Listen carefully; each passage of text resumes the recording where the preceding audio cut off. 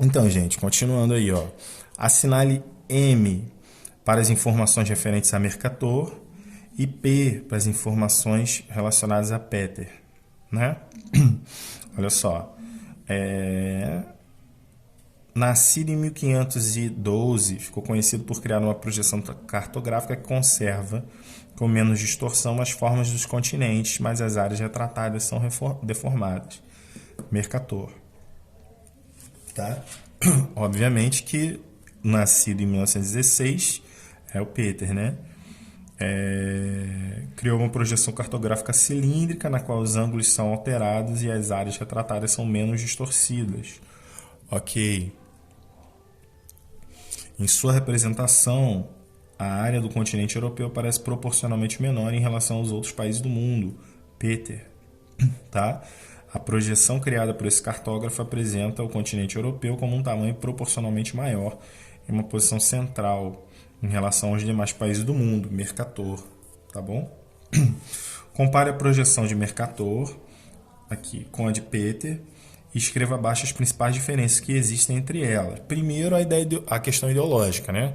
Mercator dava uma ideia de maior importância para a Europa, tá? Enquanto a de Peter não. A de Peter tenta colocar num tamanho real ou mais aproximado do real essa projeção aí. Primeiro ponto é esse. Segundo ponto é a questão do tamanho dos territórios e a relação de proporção entre os territórios também é diferente, né?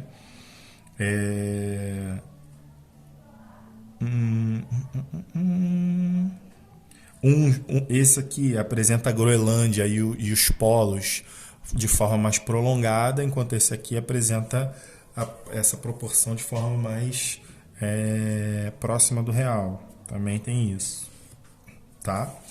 Então, continuando.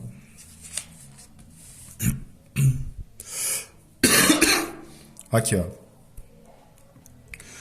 Nesse capítulo estamos estudando os conceitos de cultura, nação, estado e território. Aprendemos também que existem nações que não exercem soberania do próprio território, mas reivindicam. Por fim, estudamos as diferenças de tipos de projeção e cartografia, tá bom? Aí tem aqui, ó, logo de cara, cultura é o conjunto de elementos materiais e imateriais compartilhado por diversos grupos de pessoas e sociedades, tá bom? Podemos considerar uma nação, um grupo ou uma sociedade em que as pessoas compartilham elementos da cultura ou elementos culturais. Os elementos de uma cultura são transmitidos pelas gerações e ajudam a criar uma identidade nacional, né, gente? Essa ideia de pertencimento a uma nação, a questão dos conjuntos culturais, linguagem, costumes, tá bom? Vestimentas.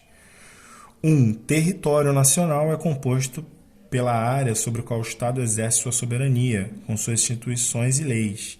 É formado por uma ou mais nações e delimitado por divisas reconhecidas internacionalmente. Tá? Um Estado soberano conta com um governo, com leis e instituições próprias, mas pode englobar uma ou mais nações. Como a gente viu na Catalunha e na Espanha, né? Na Espanha que tem os catalães e os espanhóis. As minorias nacionais são nações que não representam um Estado e vivem em áreas de um país cujas identidades nacional não compartilham.